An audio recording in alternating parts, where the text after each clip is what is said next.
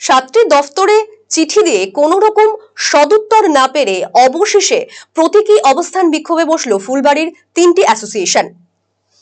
3 দফা দাবির ভিত্তিতে ফুলবাড়ি ট্রাক ওনার্স অ্যাসোসিয়েশনের, নর্থ বেঙ্গল এক্সপোর্টার্স অ্যাসোসিয়েশন ও ফুলবাড়ি ড্রাইভার ওনার্স অ্যাসোসিয়েশন একসাথে আজ থেকে ফুলবাড়ি বন্দরে শুরু করে তাদের এই অবস্থান বিক্ষোভ।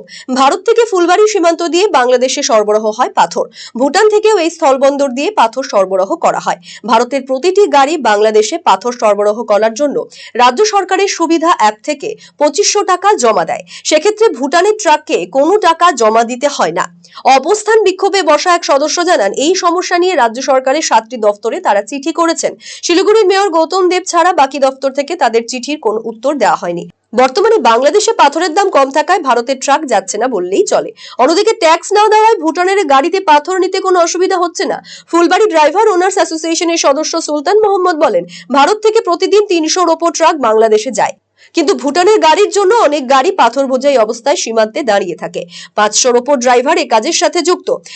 তাদের খরচ ও গাড়ির খরচ বহন করতে না পেরে গাড়ির মালিক গাড়ি বিক্রি করে দিচ্ছে বলে কর্মহীন হয়ে পড়ছে অনেকেই।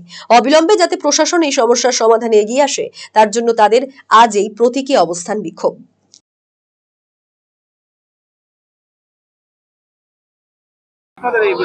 বিক্ষোভটা আমাদের ইন্ডিয়ান গাড়ি সরবরাহ হচ্ছে, ভুটান গাড়ি কোনো সরবরাহ নেই। চ্যাংরাবান্ধা বর্ডার, আমাদের ফুলবাড়ি বর্ডার, একই বর্ডার। চ্যাংরাবান্ধাতে সরবরাহ হয়, আমাদের ওইখানে ফুলবাড়িতে সরবরাহ হয় না। এই জন্য আমাদের ড্রাইভাররা, মালিকরা গাড়ি চালাতে পারতেছে না। এবার আমাদের 500 ড্রাইভার পরিবার কতগুলা, এখানে টোটোওয়ালা হইতে সবাই পরিবার এই আমাদের ফুলবাড়ি বর্ডার দিয়েই চলে। আজকে 5000 গাড়ির মধ্যে আমাদের 500 ড্রাইভার আমাদের থাকেই। সে গাড়িগুলো না চলাতে মালিকগুলা গাড়ি আস্তে আস্তে বিক্রি করে দিচ্ছে। বিক্রি করার পরে এবার আমাদের কোনো ড্রাইভার এখন দিশাহারা হয়ে আছে। আমাদের আপাতত 6 মাস হয়ে গেল ব্যবসা বন্ধ। আগে যেরকম আমাদের 300 গাড়ি যেত, এখন ভুটান যাচ্ছে 300-350 গাড়ি। এবং ভুটানের অবস্থা, আমাদের ইন্ডিয়ান গাড়ি সর্বকিনে হচ্ছে, ভুটান গাড়ি সর্বকিনে। ওনার বাংলাদেশে কোনো ট্যাক্সও নেই, অনেক অসুবিধা। আমাদের যেরকম ড্রাইভাররা আজকে দিশাহারা পরে ঘুরে বেড়াচ্ছে, কোনো না খায়া থাকতেছে কেউ। অনেকেই গাড়ি কিনে বন্ধন নিয়ে গাড়ি কিনছে, তারপরে আপনার এই এমআই দিতে পারতেছে না, অনেক গাড়ি ভিগে গেছে। আমাদের ড্রাইভারের মধ্যে একজন তো হার্ট অ্যাটাক হয়ে মারা গেছে। আমরা চাচ্ছি আমাদের ইন্ডিয়ান গাড়ি যেন সর্বগুণ হচ্ছে, ভুটানের সর্বমুখী চাই।